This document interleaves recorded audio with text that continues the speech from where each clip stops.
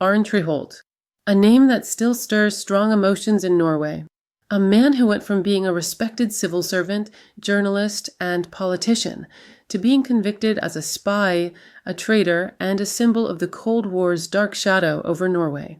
Let's rewind to the 1970s and 80s.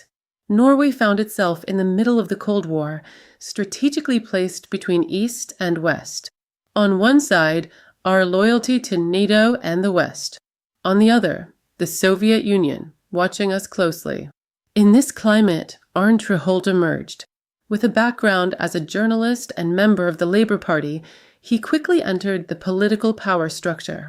He worked in the Ministry of Defence, later the Ministry of Foreign Affairs, gaining access to some of Norway's most sensitive information, defence plans, NATO strategies, and top-secret intelligence reports. But behind the scenes, Treholt played a dangerous double game. By the late 1970s, Norway's secret police, POD, grew suspicious. They registered meetings between Treholt and known KGB agents. These encounters were no coincidence. Treholt maintained regular contact with Soviet intelligence and later also with Iraqi intelligence. The surveillance tightened. The intelligence services launched a massive operation following his every move. He was shadowed, wiretapped, photographed. He was seen carrying suitcases, meeting Soviet diplomats who were, in reality, spies. On January 20th, 1984, pot struck. At Fornebu Airport, Arne Treholt was arrested on his way to Vienna to meet a KGB agent. In his luggage, they found cash and secret documents. The discovery was described as a spy sensation in Norway. The trial that followed was one of the most spectacular in Norwegian history.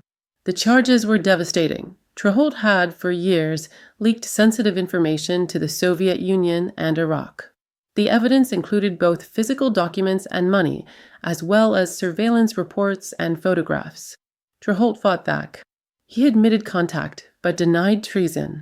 He insisted he never harmed Norway's security, claiming he held political discussions, not leaking critical secrets. But the court did not believe him.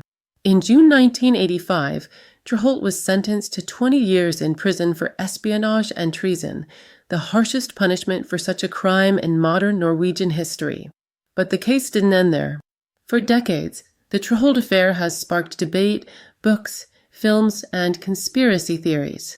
Were the documents planted? Was the surveillance even legal?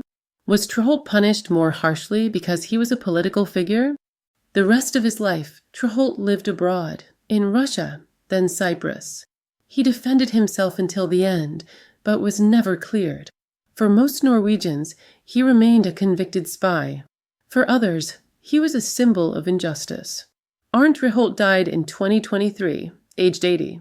But even in death, his case is far from settled. It remains one of Norway's most infamous legal dramas, a story of espionage, betrayal, politics, and the fragile line between loyalty and treason.